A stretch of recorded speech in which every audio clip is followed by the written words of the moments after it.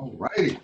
We have reached that time. I want to welcome everyone to today's session of the Crisis Jam. I'm your host, Dr. Brian Sims. I'm the Senior Medical Advisor with the National Association of State Mental Health Program Directors, and I am thrilled today to be your host for this Crisis Jam.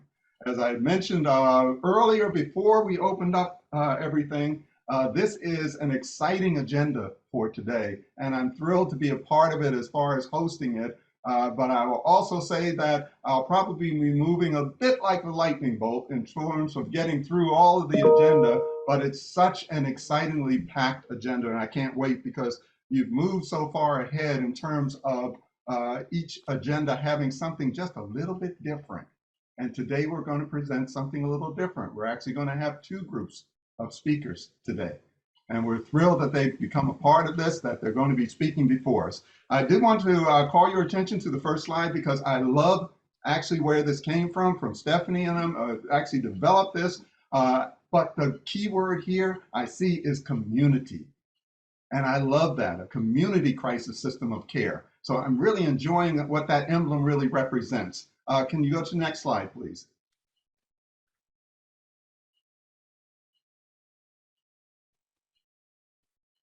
Now, this slide you've seen many, many times, but I want to point it out today because we've reached a heralding mark. This last week, we actually had, for the first time, we broke our admissions record of those who are actually a part of it. We made 382 participants. Now, part of that was with Patrick Kennedy speaking last week. I'm sure that was a major piece of it, but the numbers are continuing to grow, and we continue to open up the doors to the fact that we are getting both national as well as international and territorial involvement. But if you know of anyone who is still not involved, or maybe a Medicaid state or otherwise that has not yet given in, we still would like to say to you, please present it, send it through to Karen. We'll make sure that it gets posted in addition to other information. Next slide, please.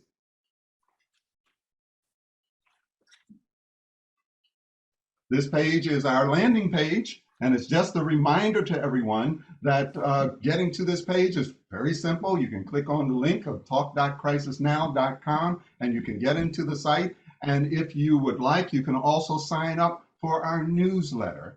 And the next slide will kind of show us where that is going, because when we look at our Crisis Jam highlights, what you've been seeing is that we go backwards and forward. So if you want an idea of where things have been and you want an idea of where things are going, this is the space to be in. We've had a wonderful talk from Patrick Kennedy last week, and we are so looking forward to those who are going to be a part of this week. So with that connections, just connect with talk.crisisnow.com. And next slide, please. Now, as we move into February, which is Black History Month, it also unfortunately has a heralding sign of a number of recent suicides that have taken place. And a lot of you have seen that already with the former Miss USA and as well Regina King's son, and those suicides that have taken place, particularly within the Black community. And this Maya Galaf was a wonderful person who came up with the quote that we're using for today. And it says, just getting rid of those outdated, untrue beliefs and creating safe spaces for people to talk about their struggles. For many of us that are looking at that, you can translate that into many other ways of looking at it. You can look at it as this is a trauma-informed way. This is a way that we actually communicate with one another with compassion, empathy, but also engaging our listening skills so that people develop trust and they're better able. So I love this particular quote. Let's move to the next slide, please. And this references a lot of what has been happening in our most recent world that highlights the suicidality that we've been seeing.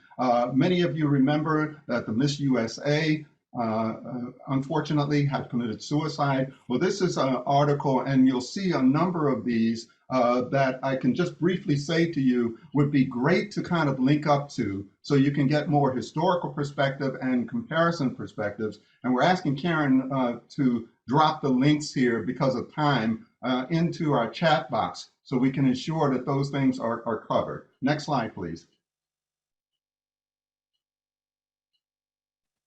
Now, I just wanted to take maybe a little bit more time with this particular slide because this slide references some major legislation that was just changed in Washington state that can, in some particular points, have unintentional consequences. In this particular reform bill, what it did was effectively eliminated the police from involvement in mental health care.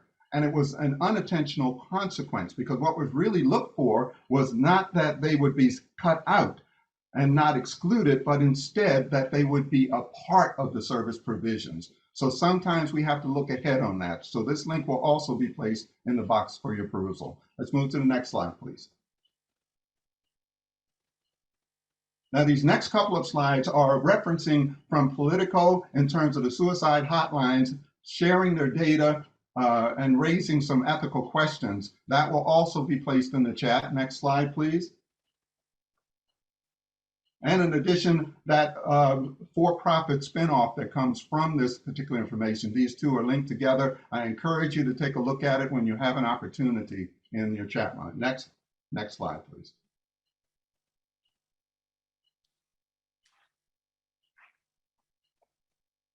And we have made it to our featured presentation of the day. And it is my pleasure to be able to present to you both Stephanie Hepburn and Michael Hogan. Dr. Hogan and Stephanie are going to do a presentation on how communities must use 988 to improve care and correct crisis system disparities. So without further ado, I'll turn it over to Stephanie. Thank you, Dr. Sims. Yes, I wanted to give a little bit of background on what Dr. Hogan and I wanted to achieve with the paper. We wanted to use terminology that was accessible to a broad audience. We realized that comprehensive reform is going to require community involvement and leadership to really capitalize on the 988 opportunity and to explore local or regional collaboration and re-engineering of crisis systems. And we also didn't want to reinvent the wheel. There are already excellent resources that are out there, and we wanted to make that known to an audience that might not otherwise be familiar with them. And lastly, we wanted to address barriers and challenges and give communities tangible steps that they could take. I know Dr. Hogan, you wanted to touch a little bit on the foundations that supported the paper. Yes, thanks, Stephanie. And this is a paper that was commissioned by a group of foundations as part of a policy paper series that's curated by the Scattergood Foundation in Philadelphia. Scattergood has got a deep interest in issues related to equity. And one of the other participating foundations, PEGS Foundation from Ohio, has got a deep and long interest in trying to improve connections between mental health and the criminal justice system, and to move away from the unfortunate reality that the criminal justice system is still today the front line of mental health crisis care. So with that, we can go to the next slide.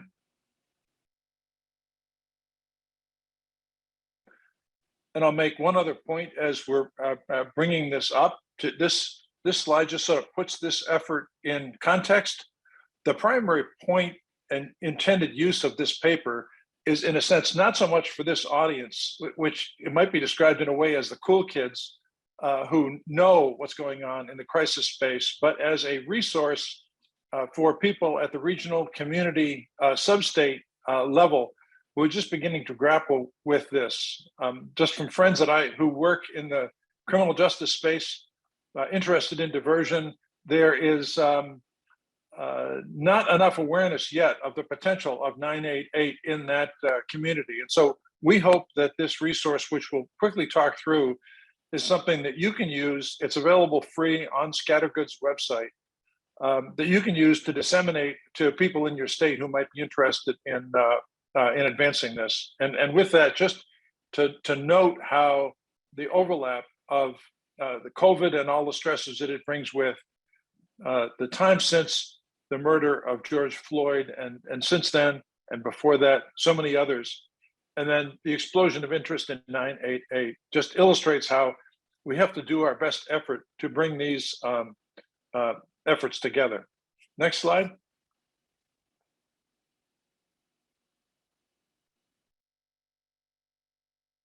So communities are increasingly aware of the inequities associated with reliance on law enforcement as the de facto responder for behavioral health and quality of life crises. According to November data from the Washington Post police shooting database, the people killed in the US by a police officer in the line of duty since January 1st, 2015, 23% were Black, 16% were Hispanic, and 23% were identified as having a mental illness. And these populations are also more at risk of incarceration. I think 90-day can be very intimidating for communities. I think it's important to note, as the slide indicates, that many communities already have groups and partnerships that they can expand upon and lean into, and that includes a sequential intercept model, stepping up initiative, CIT steering committees, and some communities have even used a modified version of the sequential intercept model. For example, LA County added Intercept 00, which focused on a holistic community-based system of care infrastructure. Next slide, please.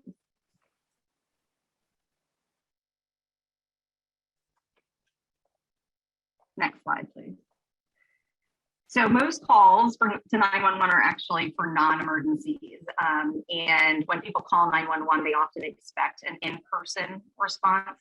No, previous slide, sorry. It's the one that says 988 911 partnership. I'll talk later in the presentation about how the expectation for an in-person response has impacted 911 behavioral health diversion in Tucson because of its potential implications for 988. But unlike calls to a lifeline, most calls to 911 where a person is experiencing a behavioral health crisis are made by third-party callers. And this matters because they often don't know what the person is experiencing as much as they're reporting on the person's behavior. And so this is where biases can come in.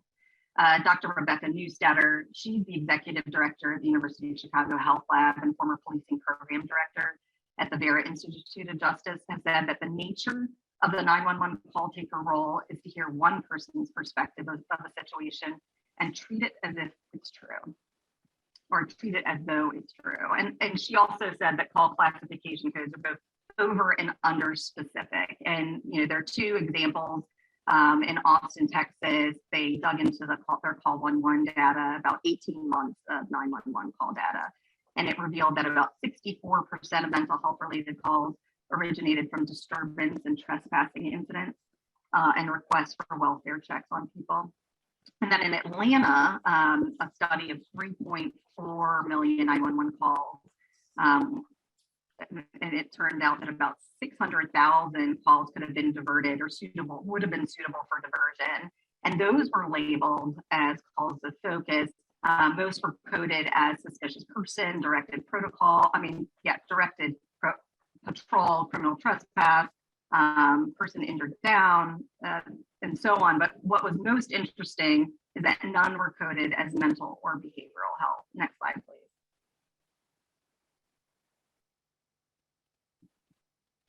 So I'm going to touch really quickly on a few communities that are doing co-location, which basically means that behavioral health clinicians are on the call center floor. And what they've learned in Austin, when a person dials 911, and this to me is really superb and interesting, the call taker asks, are you calling for police, fire, EMS, or mental health services? And because they're actually integrated into the 911 call system, behavioral health call counselors can see incoming calls and identify those with a behavioral health nexus that they can actually divert.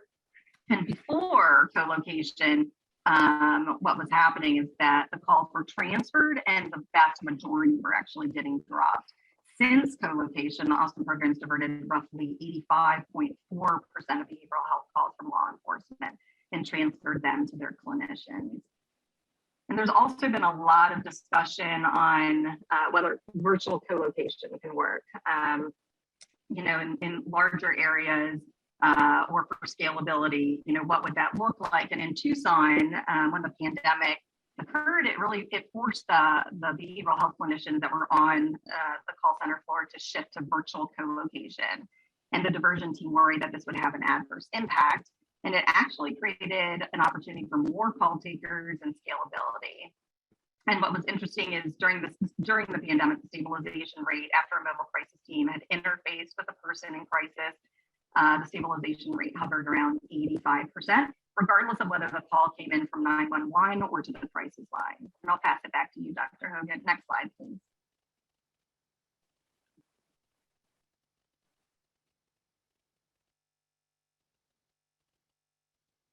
So we just want to ground the conversation, and for those of you who send this report out to colleagues, to focus on how, while answering call giant and text is the first giant step in 988, unless we can move beyond calls to care, we haven't done the full job. And the biggest, in a sense, disparity that we're trying to rectify here is the fact that for many people in much of the country, the reality is that the mental health crisis system is 911 plus law enforcement, and the crisis facilities that people go to are primarily emergency departments. And until we own that and build a system that can take care of everybody, that's going to be inadequate. And of course, that system also disproportionately affects people of color. So there are several intersecting disparities that we're trying to address here. Next slide.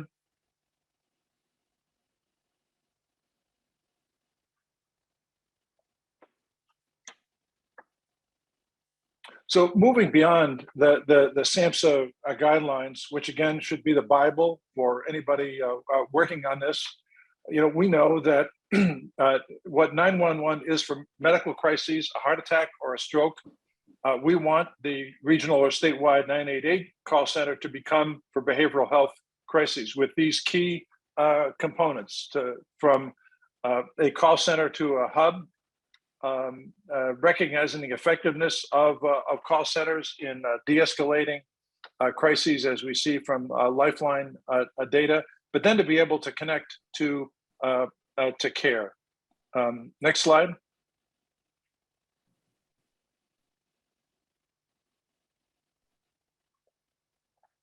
With the first key element of care beyond the call, of course, being a mobile crisis, usually with a peer specialist and a behavioral health professional, and using, we hope, coordination with law enforcement. This is not, as was discussed before in the Washington example, to totally write law enforcement out of this, but to have an appropriate balance and to have a mental health first response. And Stephanie, do you want to provide some examples?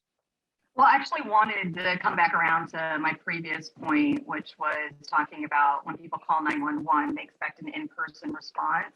So I think this is really important in terms of potential implications for 988 and mobile crisis, is that in Tucson, what they found is that even though the stabilization rates were the same, regardless if calls came in from 911 or to the crisis line, what's been resulting is that if people call through 911, it's resulting in an increase in mobile crisis dispatch, even though the stabilization rates are the same. So it's not pointing to a difference in acuity per se, but just that when people call 911, they do often expect that in-person response.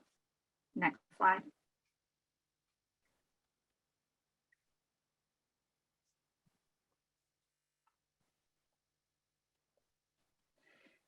So, this slide is pretty self-explanatory.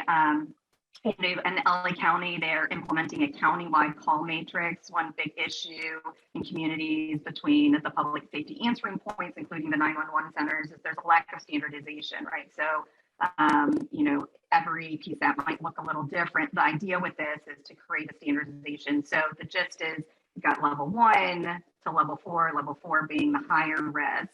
And what's interesting is levels 1 to 3 are actually going to divert over to the D.D. Hirsch mental health services. So even though 3 is technically moderate risk, if it can be stabilized by the call center, it will be. And if not, if it needs an in-person response, the agency will then connect to LA County Department of Mental Health to deploy a mobile crisis team for a level 3 call, and then do a co-dispatch for a level 4 call. Back to you, Dr. Hogan. Next slide.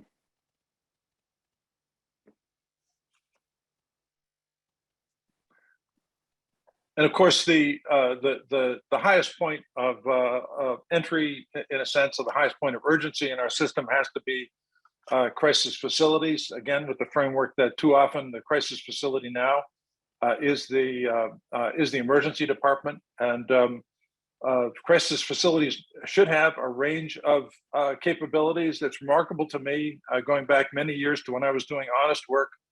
The percentage of people in crisis for whom, after a calming personal connection, the mental health service that they needed was really a refill or to see a therapist, or maybe preferably their therapist pretty soon, like right away, today, or worst case tomorrow morning.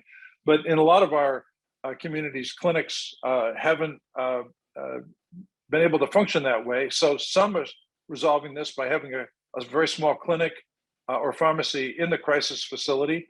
Others, you see the example, GBRICS is the Greater Baltimore Regional crisis system that is in development now. Their approach to this was to work with current clinics to re-engineer them so they had the capability to accept walk-ins for people in crisis. There are several ways to solve this problem, and of course, the highest end is a crisis facility that can accept people 24/7.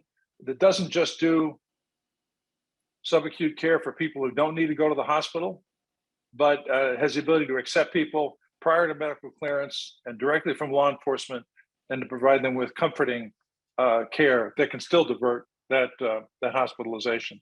So again, the report that's available has clickable links to all the resources that mostly Stephanie has been describing.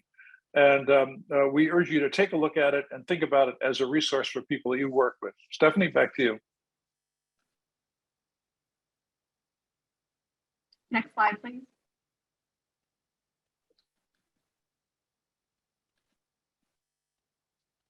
And this is just our closing quote, that a local approach is necessary to ensure that crisis services and crisis responder models work in the way that the community wants to be served. And I think that's really, for us, the emphasis that we're trying to push, that it needs to not serve people without involving the people that are being and need to be served.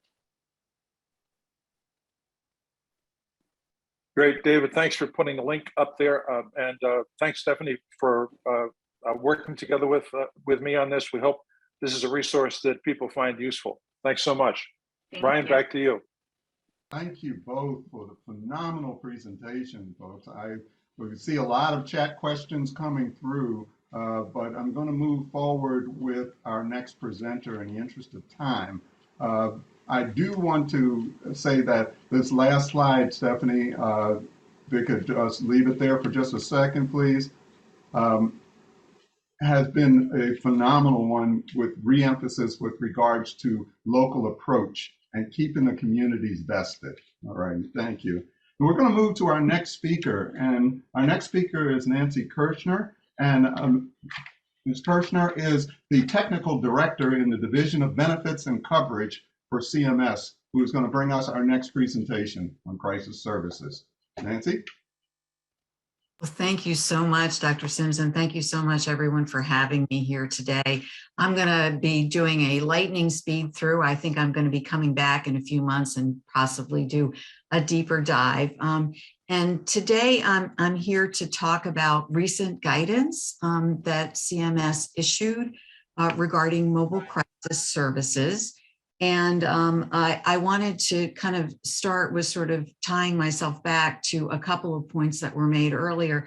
The first one was when Dr. Sims talked about the slide that represented community. And this particular provision that I'm going to be talking about in Medicaid is from the American Rescue Plan Act, and it is on qualifying community-based mobile crisis intervention services. And the other thing that I wanted to reference before I start my lightning speed presentation on this particular provision is that mobile crisis, as Dr. Hogan was saying, really sits within a continuum of crisis services with a purpose of providing better care to folks and really dealing with mental health, substance use disorders at whatever point folks are entering and needing services and support. So it is not a be all and all, it is merely a piece in that continuum. And so let me talk a little bit more specifically about this provision. I'm also, because I'm not going to be capable of talking at the same time and multitasking, I will put a link in the chat to the guidance that I am referencing. But Section 9813 from the American Rescue Plan Act of 2021 added a new option for qualifying community-based mobile crisis intervention services. This legislation amended Title 19 of the Social Security Act, which is where Medicaid is. It creates a new section called 1947. It does not create a new benefit, and that is very important for folks to understand. What it does is it allows states to use existing authorities that are available within Medicaid, which some states are already using, to cover services that meet requirements that are outlined in the statute. And what it does also is it is going to be offering for a period of up to 5 years, starting on April 1st of 2022 through March 31st, 2027, for a period of 12 quarters or 3 years, increased matching federal money for these services. I have heard some colleagues of mine outside of CMS call this the mobile crisis financial incentive, just to try to clarify that it is about meeting requirements and then getting additional matching federal money rather than creating a new authority for delivery of services. So I wanted to do a big shout out to our colleagues in SAMHSA. They were very, very supportive, very helpful, provided a lot of information in terms of guidance that we issued. We issued what we call a state health officials letter on in late December of 2021 on this particular provision. Particularly in the earlier sections of the letter, talking about best practices and promising practices. SAMHSA had a very, very important role in helping us to do that. Again, the letter really is separating sort of options for states and resources for states to consider. And then we also went on to talking about where this mobile crisis sits in the continuum of services. And then also, leading into what the actual requirements are in terms of the Medicaid program for this. So states have flexibility in designing their programs. Some of the fundamental things in Medicaid, this particular provision waives, and that is having to do something statewide, having it to do it for all people, and waiving free choice of provider for Medicaid beneficiaries. The main objectives of community-based mobile crisis intervention services are to provide rapid response, individual assessment, and crisis resolution outside of a hospital or other facility setting to individuals that are experiencing a mental health or substance use disorder crisis. The team has to be able to provide services when appropriate that include screening and assessment, stabilization, de-escalation, and coordination with and referrals to health, social, and other services and supports, as well as health services that are needed. Also, under this particular provision, it has to be provided to individuals who are Medicaid beneficiaries. It doesn't mean that states may not be considering mobile crisis programs that would be for folks that have other types of insurance, but this particular provision is specific to Medicaid beneficiaries. It also basically says that these services have to otherwise be covered in the Medicaid state plan or through some other Medicaid authority. In a nutshell, we're envisioning that there will be 3 general paths for states. A state might already be covering all of these services. They may meet the requirements in the statute. If they do that, they may not have to make any changes in their Medicaid program to be able to claim for the increased FMAP during those, excuse me, I use my CMS initials too much, the increased federal match. I don't know how many states will be in that bucket, but that is a possibility. The second one is that states may already cover mobile crisis, but maybe they don't meet all of the requirements in the statute, which would be necessary to get the increased federal match. And so they would have to modify their program in some way. And then there may be some states that aren't covering these services at all, and they would want to newly add them through some Medicaid authority to be able to claim the increased FMAP to be able to build out their crisis system. The community-based mobile crisis intervention services have to be delivered by a multidisciplinary team. So that means, and at a minimum, and this is in the statute, that the team has to include one behavioral health care professional who is qualified to provide an assessment within their scope of practice under state law. But states have tremendous flexibility in terms of other members. They could be professionals, they could be paraprofessionals. They just need to have some expertise in behavioral health or mental health crisis response. And that can include peers. And we do have some discussion about peers. I would also mention that in our letter, there is discussion about use of telehealth and flexibilities within Medicaid for telehealth to build out your the mobile crisis team. The statute does require that these services are available 24 hours a day, 365 days a year. That's in the statute. There is not flexibility in terms of that. But in the letter, as I mentioned before, we offer information about use of telehealth. We also note that states have flexibility in terms of kind of how they meet those requirements of 24-hour a day, 365-day a year availability.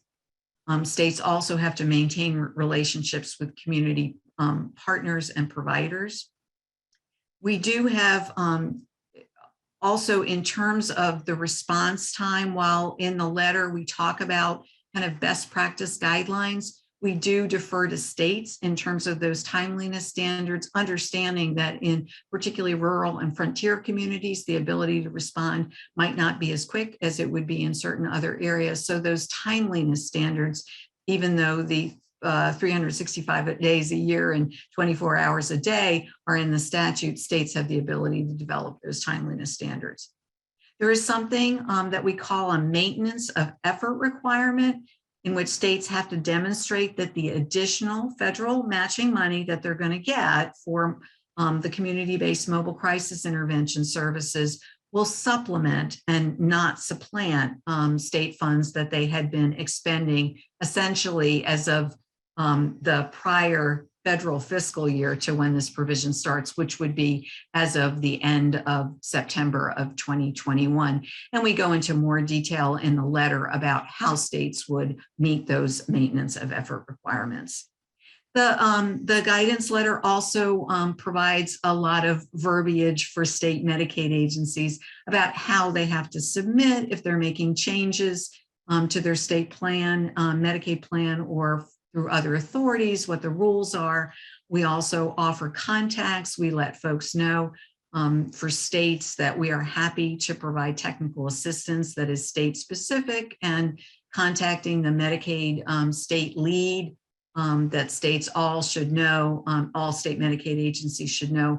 We certainly are happy to work with partner agencies with state Medicaid agencies, but because in CMS, our contract and relationship is with the state Medicaid agency, we would always expect that the state Medicaid agency be involved when we do technical assistance and when we work with states on submissions. The last thing that I wanted to mention to you is in this particular provision and the American Rescue Plan, there was also a section on planning grants. Planning grants were awarded by CMS to 20 states. Those awards were made in the end of September of 2021. States did not have to apply for or be awarded a planning grant in order to apply for this or to take up this provision for the increased federal matching money. But states that did receive those planning grants we're going to have extra money in terms of, kind of figuring out how they want to implement this in their state. But again, we want states to understand that just because they didn't get a planning grant or didn't apply doesn't mean that they're precluded from this particular provision and this particular opportunity to either get increased matching federal money, build out their mobile crisis as a part of their crisis continuum, or newly add mobile crisis intervention services under one of the qualified Medicaid authorities. So that was lightning speed through it. The letter is long. Rarely do you see a Medicaid guidance letter that isn't, but I will go ahead and post that link if you want to look at that in more detail. Thank you.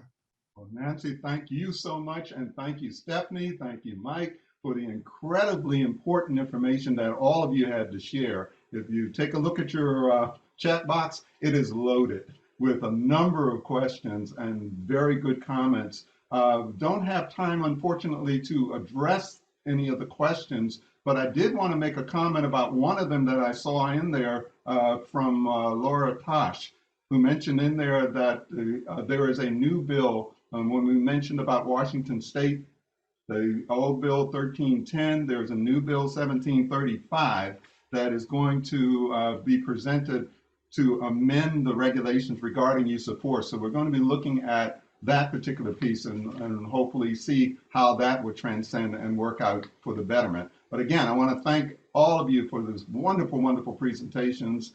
And we are looking forward to further collaboration, Nancy, with you, and as well, continued well-being for all of you.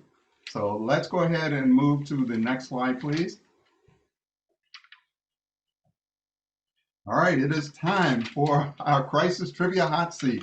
And I'm asking at this time if Amy Cohen is available, if you'll make yourself known. I am here. I am here. All right. Well, wonderful. Thank you. My seat is hot. I'm feeling it's hot. Well, we try not to make it too hot, okay? But this is one where maybe the seat is red, but maybe not that hot. How's that, okay?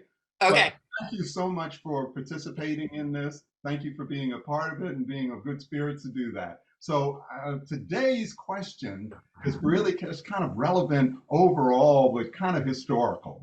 So as you see on your screen, a 9/11 emergency system was a revolution in telecommunications. The concept of using a simple code to call for help on the phone took hold and spread across the globe. We all know that information. The question we're posing to you, Amy, is the first ever call to a national 3-digit emergency system occurred in what year and in what country? And you see your choices below, and in keeping with the game format, we're going to be posting the hot seat question to the audience, and we'll see how they respond so that you can be given some options about how you'd like to proceed.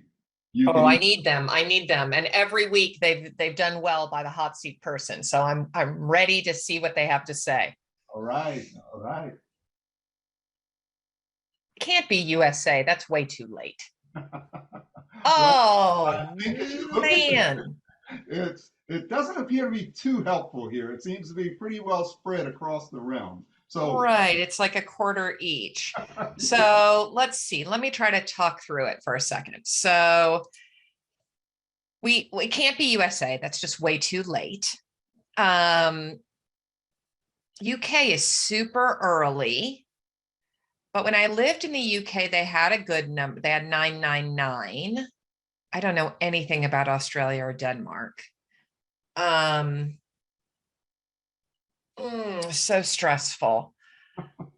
I feel like, all the other weeks, the answer, if you answer D.D. Hirsch, you got it right for whatever reason. I don't know why, but they always seem to be the right answer.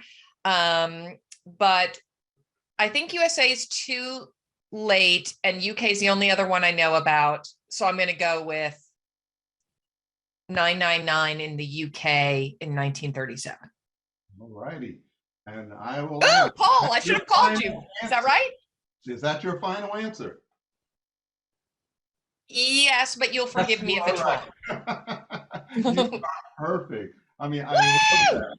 You processed it, you went through it. Wonderful, wonderful response. So Amy, you win the prize this week. I don't know what it Yay! is yet. They haven't told me what it is, but it must be The something. prize is you don't have to be on the hot seat for a while, I've heard. We'll take a look at that. But thank you for your spirit in all of this, but also your expertise. We are really running a good schedule here in terms of people who are answering very accurately in this. So we're going to have to make the questions harder next time. No, just kidding. All righty, and thanks again, Amy. And let's move to the next slide, please.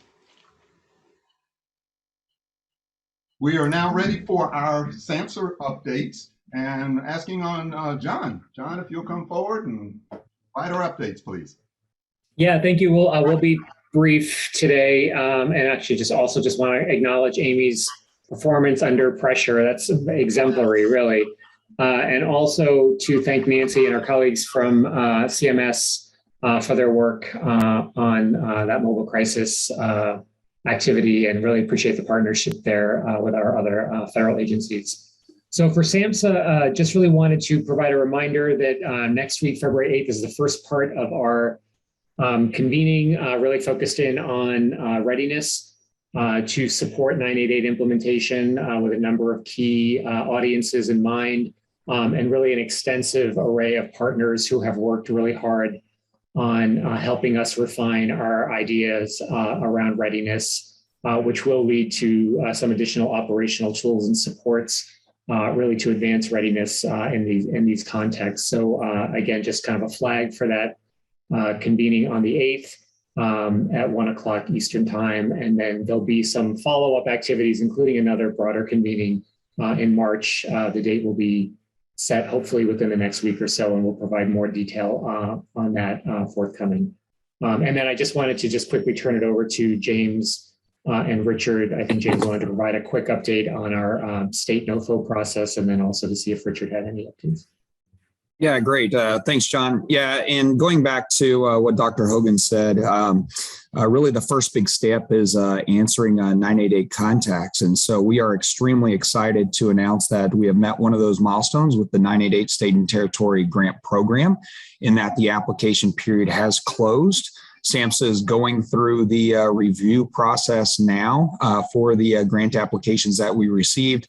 And just want everyone to know that we received just tremendous interest in the program itself, and we're really looking forward to issuing those awards in April. Tremendous gratitude for all those that put in work to complete these applications across the nation, both partner provider organizations, and then all of you and all that will help continue to unify this 988 response moving forward. So thank you. More to come, and over to you, Richard. Thank you, James, and thanks for all of the work that you've done on that on this opportunity for states and territories. I'd also want to just take a moment to acknowledge, since Mike Hogan was presenting today on the Scattergood article, that Mike, of course, has been really one of the seminal thinkers in suicide prevention and crisis services, as one of the, really along with David Covington, one of the two principal authors of the Zero Suicide framework that came out of the Action Alliance's Clinical Care Task Force, and the Crisis Now model, which also came out of an Action Alliance task force, and I was privileged to be part of both of those task forces. So, you know, Mike has just been an incredible advocate for moving this field forward. And the only other thing I would mention, and I think in light of some of the newspaper coverage that was shared today, I think that, part of what you see with that is that for us to maximize our effectiveness, as I strongly believe we are going to be able to do, to make 988 a transformative a point for the overall crisis care system. But, as you can see from some of the media reports, there is a delicate balance between safety and privacy that is important for us to approach in the most thoughtful, data-informed approach that we can, taking into the account the needs of communities, what we know what we don't know, and proceeding from that kind of basis. And, you know, there will probably be, as we get closer to July 22, you know, even more focus and even more attention being given, you know, to what the rollout of 988 actually looks like, and is it meeting the hopes and expectations that we all have. And for that to be maximally effective, you know, we have to respect that entire continuum and all of the concerns that people have, and the balance that we need to maintain moving forward. So that is just something that I would add, and we are certainly at SAMHSA very aware of that. Our communications team is certainly very aware of the articles that has come out and how we need to be messaging on this, and we're very aware of the policy and programmatic issues, and the profound implications for people and their safety and their privacy, and they're getting the care that they need, that 988 represents such a hopeful transition point for. So I will stop there.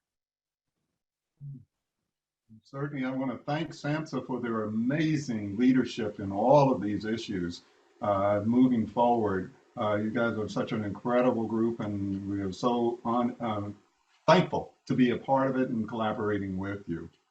So thank you again for all that you do. Let's go ahead and move to our next slide. This is normally the time for NASHBID update, but in the interest of time, we're going to move on, but that without acknowledging the incredible work that NASHBID is doing on a regular basis. And we want to give special thanks to Dr. Brian Hepburn for all of his efforts and what he's been doing with NASHBID and moving us forward. Next slide, please.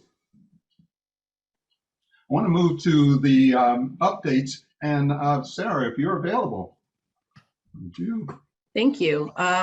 Okay, so I'll just quickly go through a growing list of the congressional hearings that have been announced or have taken place recently on mental health and substance use. Yesterday, there was a Senate Help Committee hearing. Today might still be going on a Ways and Means Committee hearing. Next Tuesday, there is the Senate Finance Committee hearing that was rescheduled on kids' mental health with the Surgeon General, and then there will be a second panel to that hearing later in the month. Also have been hearing that there is potentially a Energy and Commerce hearing on the way later in the month as well. So there is a lot of traction and discussion on these topics beginning on the Hill in advance of some potential legislative packages that would come together at some point later down in the year. But as of now, the schedule is filling up with a lot of discussion of these topics in relevant committees, and we'll be tracking them as they occur and keeping everybody up to date on any relevant clips as well. Sarah, I didn't know if you wanted to bring in Joanna. Yeah, Joanna, would you like to speak a little bit to the substance of some of the hearings so far?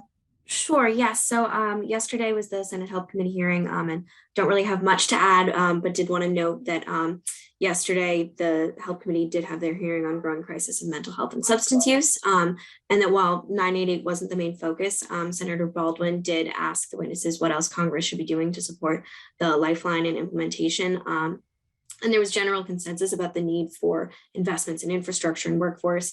It seems like the committee members were enthused and supportive, so we're taking that as encouragement, and we're hoping we can leverage that in the momentum as we head into appropriations. But otherwise, that's all, and thank you for your time. Great. Well, thank you all for that and for that wonderful report.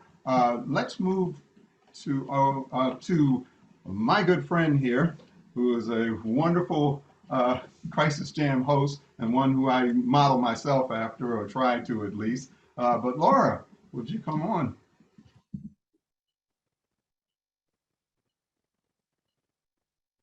Laura is available.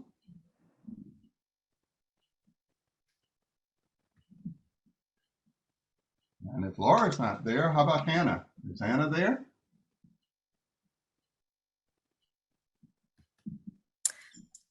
Brian, this is Stephanie Pasternak from NAMI. I'm happy to step in for Hannah and do a couple state legislative updates here. So just jumping in to the legislative picture for 988, just mentioning some of the newer bills that have been introduced quickly. Want to highlight Kentucky and Hawaii. So Kentucky has the newest bill on the map, House Bill 373.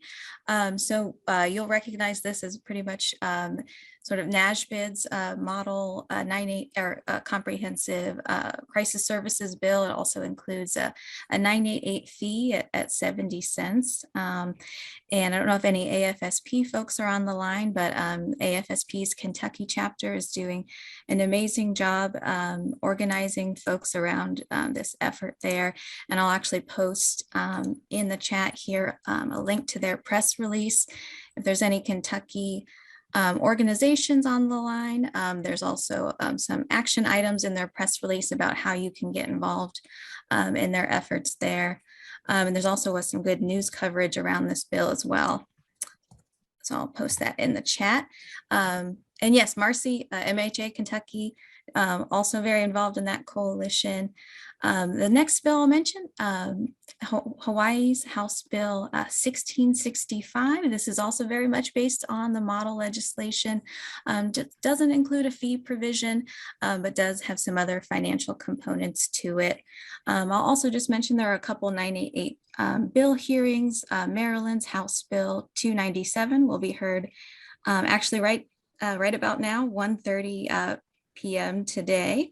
And New Jersey's Senate Bill 311 will be heard tomorrow at 1 p.m. Eastern time. So I'll just put this in the chat. And just a reminder, we have NAMI alongside several of our partner organizations hosts monthly 988 state advocates calls the first Monday of every month at 4 p.m. Eastern.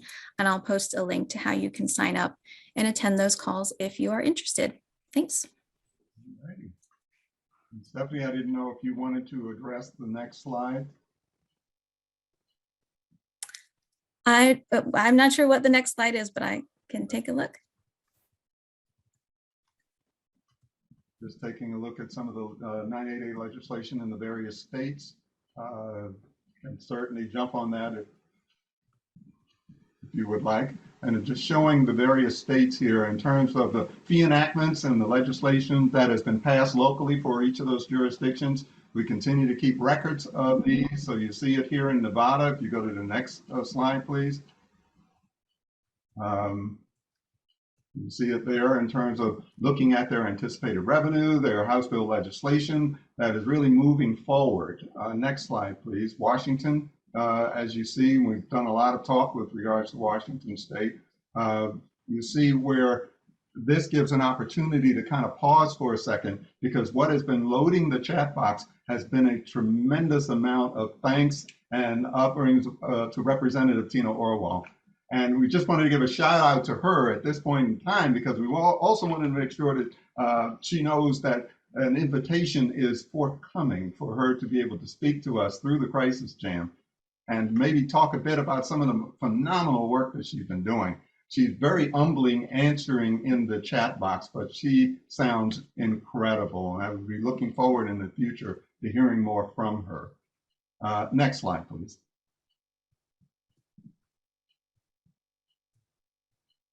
All righty, I think we still have a couple of minutes. And Paul, if you're available, if you want to talk a little bit on the tools here. Sure. Thanks, Brian. I know many of you use the calculator and appreciate your outreach. Happy to always help where I can. And part of why I think we have these conversations still each week and guidance where we can is because it's an Excel spreadsheet and it's pretty complicated and difficult to navigate. Kana Inamoto and her team, McKinsey and Company for the Center for Societal Benefit, has taken this on, and they're creating a web-based tool that's going to be very interactive, easy to use, and do a number of things. That's a great view there, Brian.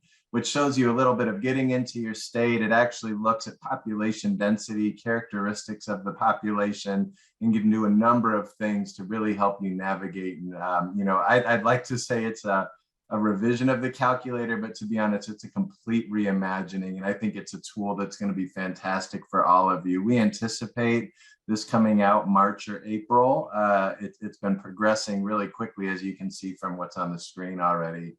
And as soon as possible, we'll get a presentation here on the call and have the team at McKinsey & Company walk through that. But they are doing amazing work, and I think it's going to go so much further than what we've put out so far. So grateful for them and their team for doing this. Can't thank you enough, Paul, and for RI for all of the incredible work that you guys are doing, particularly as we're moving forward and getting closer. The information sharing has been phenomenal. So thank you. Let's move to the next slide, please. And just honoring the clock, it's kind of information that I think we have time to go ahead with. So Stephanie, if you're available, would you comment on these, please? Yeah, so there are two back-to-back slides. So the first one is talking about the sustainable funding for mental health crisis services paper that recently came out. And the authors and contributors identify standardized existing healthcare codes that every insurer should reimburse. And that includes commercial Medicare, Medicaid, VA, the FECH, and TRICARE. So that's this slide. And that came out yesterday. It's under the strategic news category. If you want to go to the next slide. And this actually was not written by me. It was by Christy Malik and Neely Ezekiel at NashBid. And I think it's a fantastic piece, especially as communities are trying to figure out the relationship between 211 and 988. They do a really fantastic job. And you might want to dig into that piece to see, calls actually go first to 211, and because they found that there were so many quality of life issues that people and challenges that people were facing. So it's an interesting model that I think readers should look into. Well, thank you again, Stephanie, for that information. Let's go to the next slide, please. All right, I'll take this one. Hi, this is Matt Goldman. I'm really excited that we already have gotten a wonderful outpouring of responses to this first ever national survey of mobile crisis teams.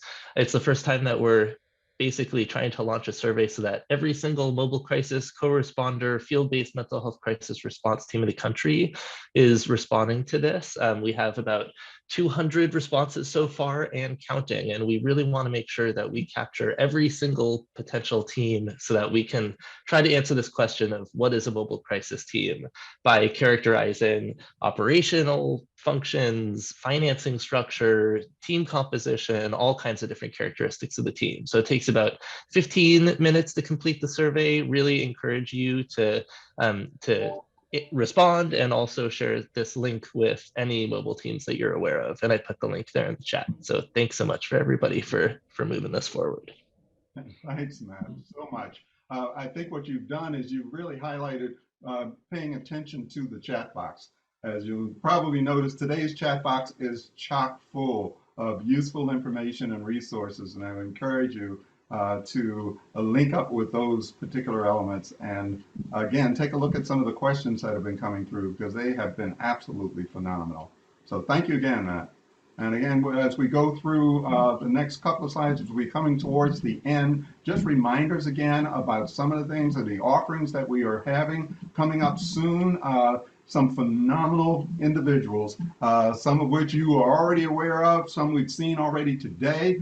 Just a reminder that next week we'll be talking with Dr. Robert Williamson in terms of the day in the life of crisis receiving, such an important open portion to be a part of, followed by Vicki Wachino talking on, we're in a moment, meeting it with Medicaid. And as you can see, as we go down the line, a lot of what you have put in as far as your request and your information that you would see as being important to be presented has been heard through the JAM, and a lot of what you are seeing coming out of this comes from that. We have our own Dr. John Palmieri who's going to be talking on operational readiness. And he's spoken to us before. It's really something to be looking forward to as the days go on.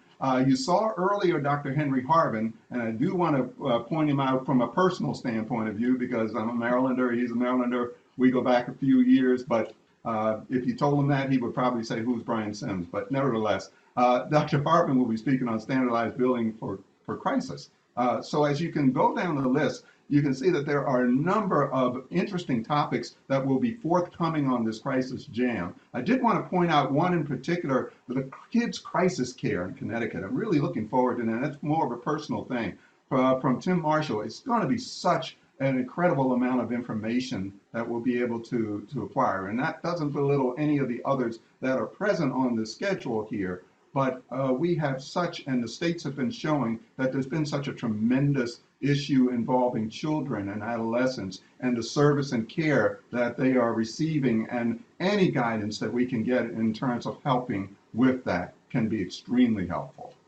So with that, I would like to say to each and every one of you, thank you so much for joining us here on the Crisis Jam. It's been my pleasure to host it with you, and we are looking forward to next week's session. To each and every one of you, have a wonderful rest of the day, and goodbye.